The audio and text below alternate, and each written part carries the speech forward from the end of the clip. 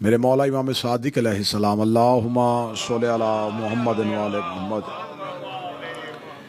میرے مولا فرماتے ہیں من بکا و ابکا و تباکا وجبت لہ الجنہ، جو حسین میرے جد کو روئے، رلائے، رونے والی شکل بنائے، اس پر میں محمد کا بیٹا کہتا ہوں جنت واجب ہے۔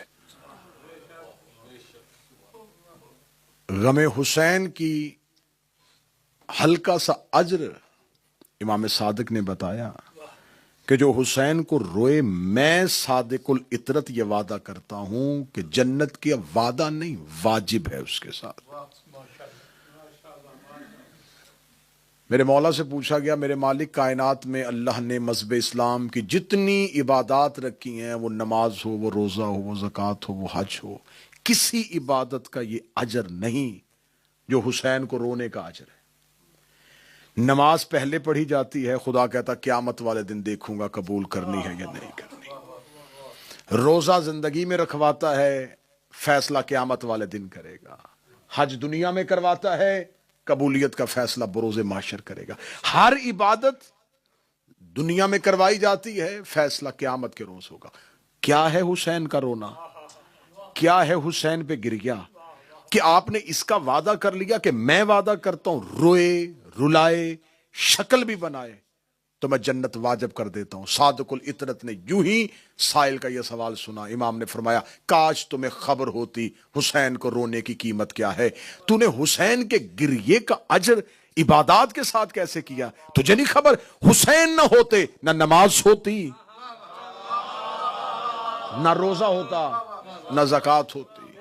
اسلام کے جتنے ارکان تو نے گنوائے ہیں، ان میں سے ایک بھی نہ ہوتا اگر حسین نہ ہوتا۔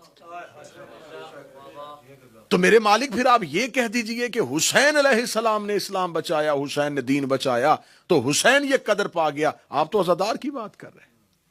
اب میں آج کی پہلی شب میں آپ کو آپ کے آنسو کی قیمت بتانے لگا ہوں صادق العطرت کی زبان سے۔ اس نے کہا آپ نے کہا ہے کہ غم حسین، آپ نے یہ تو نہیں کہا کہ حسین کی قربانی نماز سے افضل، حسین کی قربانی روزے سے افضل۔ آپ نے کہا حسین کو رونے والے پہ جنت واجب، تو ایک عام عزادار کو جنت صرف آنسو پہ کیوں دے رہا ہے؟ فرمایا پورے اسلام نے کچھ بھی نہ ہوتا اگر حسین نہ ہوتے، اور اگر عزادار کی آنکھ میں آنسو نہ ہوتا تو کربلا کی تشہیر نہ ہوتی۔ پورا اسلام اللہ نے بند کیا کربلا میں، کربلا بند کی ہے عزادار کے آنسو میں۔ پھر لفظ سنیے گا، پورا اسلام کربلا میں، پوری کی پوری کربلا حسین کے آنسو میں۔ اس کا مولا غم حسین پہ رونے کے لیے کیا شرط ہے؟ کیونکہ انسان مرضی سے رو نہیں سکتا، ہر عبادت مرضی سے ہوتی ہے، رونا مرضی سے نہیں۔ روتا تو انسان تب ہے جب تکلیف ہوتی ہے، اور آنسو کی بھی دو قسمیں ہوتی ہیں، ایک خوشی کا آنسو ہوتا ہے، ایک غم کا آنسو ہوتا ہے۔ مولا امیر المومنین کی بارگاہ میں بیٹھے ہوئے جناب سلمان کی آنکھیں آنسوؤں سے جھلک رہی تھی۔ ایک شخص نے کہا مولا سلمان کیوں رو رہا ہے؟ فرمایا میرے فضائل سن کے خوشی سے رو رہا ہے۔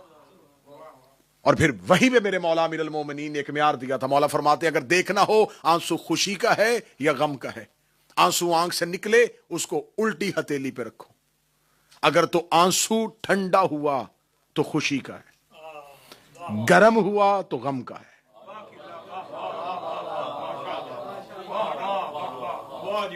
آنکھ سے نکلتے ہوئے آنسو کی ایسی وضاحت عین اللہ ہی کر سکتا ہے۔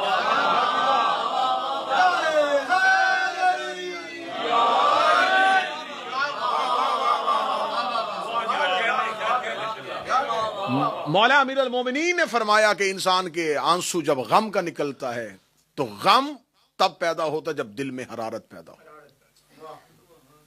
دل حرارت پیدا کرتا ہے، دل کو تکلیف ہوتی ہے، جو ہی دل کو تکلیف ہوتی ہے تو خون میں حرارت آتی ہے، خون میں جب حرارت آتی ہے تو وہ خون انسان کی آنکھوں تک آتا ہے۔ مولا فرماتے ہیں کہ اللہ نے اس آنکھ کے پردے کے پیچھے ایک اتنی باریک جھلی رکھی ہے جو اس آنکھ کو پردے سے باہر نہیں آنے دیتی، اس خون کو آنسو کی صورت میں، ایک پانی کی صورت میں انسان کی آنکھ سے نکالتی ہے۔ مولا فرماتے ہیں یہ خون کی حرارت ہوتی ہے، اب حرارت سمجھ لی ہے تو اب اگلا فرمان سن لینا. میرے مولا فرماتے ہیں غم حسین مومن کے دل میں حرارت پیدا کرتا ہے.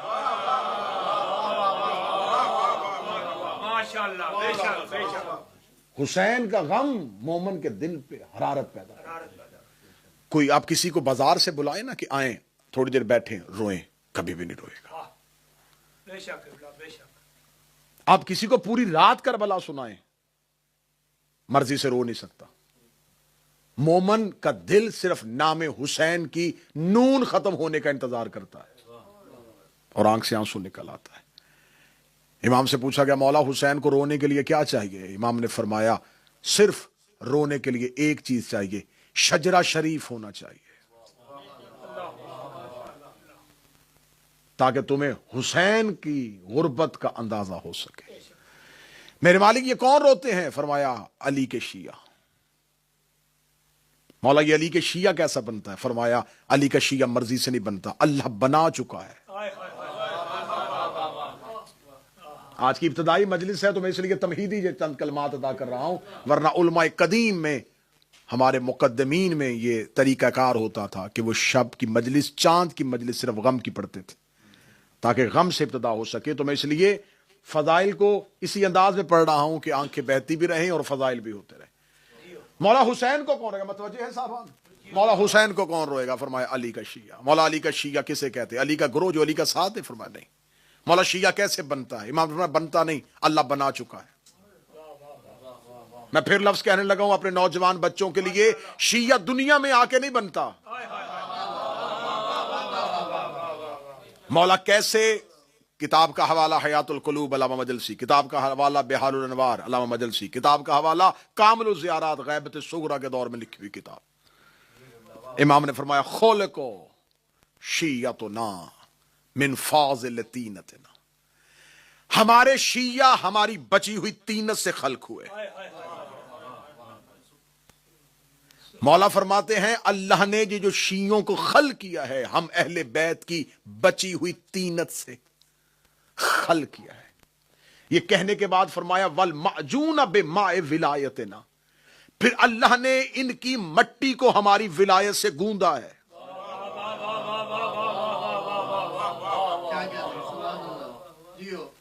ان کو خلق کیا تھا ہماری بچی ہوئی طینت سے، ان کی مٹی کو گوندا ہے ہماری ولایت کے پانی سے. گوندنے کا، جب بھی آپ گوندنے کی بات کریں گے تو پہلا ذہن میں آئے گا کہ آٹا گوندا جاتا ہے. آٹا ایک علیحدہ شکل میں ہوتا ہے، اس میں پانی ملایا جاتا ہے، پانی ملانے کے بعد اس کو آپس میں گوند دیا جاتا ہے. گوندنے کے بعد اگر کوئی کہے اس میں آٹا علیحدہ کرو، پانی علیحدہ کرو، ابتدائی مجلس ہے تھوڑا بولیے گا، آٹا علیحدہ کرو پانی علیحدہ کرو، کوئی کہے گا ناممکن ہے. اب چاہے کوئی بھی سائنس اور ٹیکنالوجی آ جائے اس کو علیحدہ نہیں کر سکتی، کیونکہ اس کو آپس میں گوند دیا گیا ہے. معصوم فرماتے ہم نے اپنے شیعوں کی خلقت میں اپنی ولایت کا پانی شامل کیا ہے. یہ کر سکتے ہیں، علی ولی اللہ نہیں چھوڑ سکتے.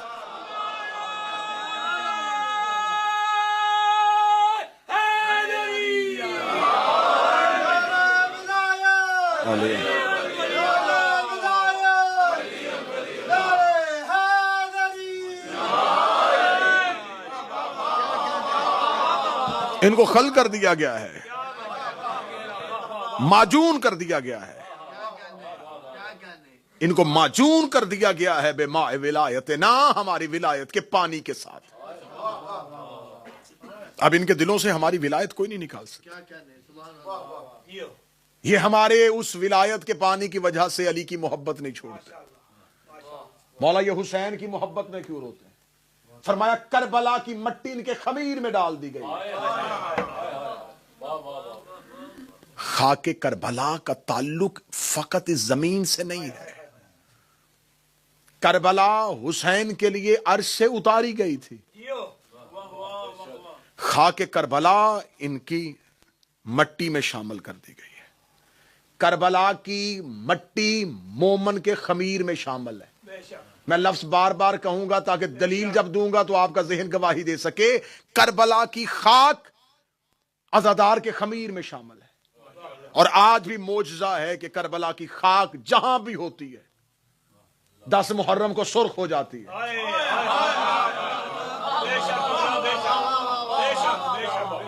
शायद मैं जुमला समझा नहीं सका। करबला की मट्टी जहां भी होगी 10 मुहर्रम को सुर्ख होगी।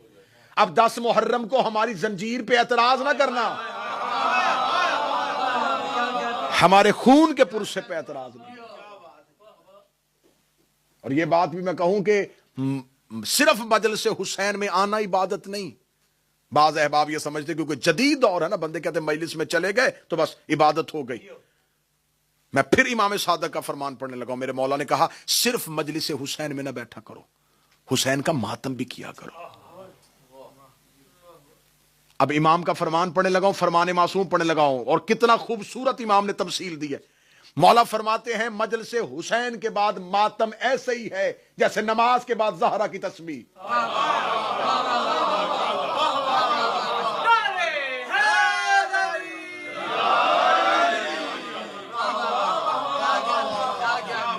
जैसे नमाज के बाद तस्बीह ज़हरा की हैसियत है, वैसे ही मजलिस शबीर के बाद मातम शबीर की हैसियत।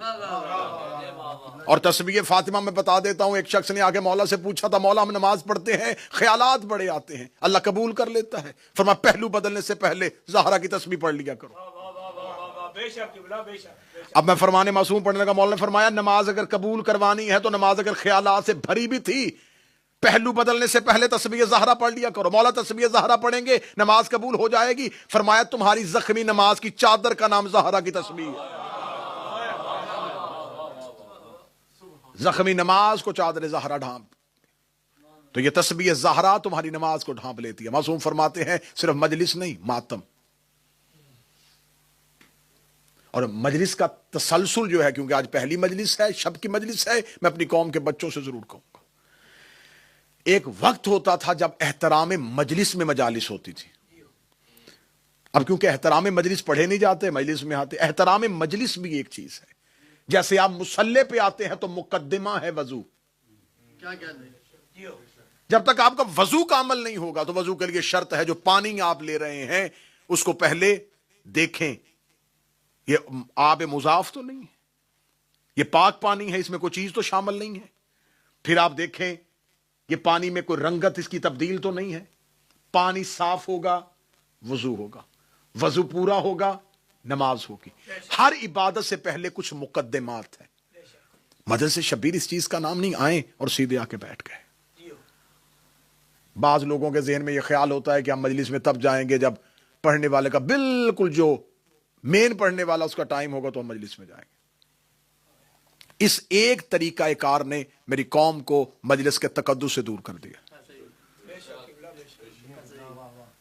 बाज लोग समझते हैं कि हम मजलिस में आखिर में जाएंगे तो फिर भी कबूल है। मजलिस की पहली सफ में बैठना ऐसे ही है जैसे जमात की नमाज की पहली सफ में आना।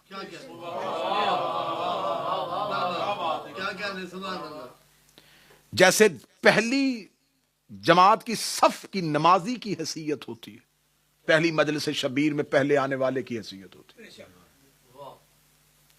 पहले आना मजलिस हुसैन में इसलिए जरूरी है कि जो सबसे पहले आती है वो मादरे हुसैन है। जो चाहता है कि मादरे हुसैन की दुआ जल्दी ले तो वो मजलिस हुसैन में पहले आए। मजलिस में सबसे बाद में निकलना यह भी मेरे आइमा की सुन्नत है। पहले आना, बाद में निकलना। तकद्दुस को मलहूज़ खातर रखना, एहतराम को मलहूज़ खातर रखना।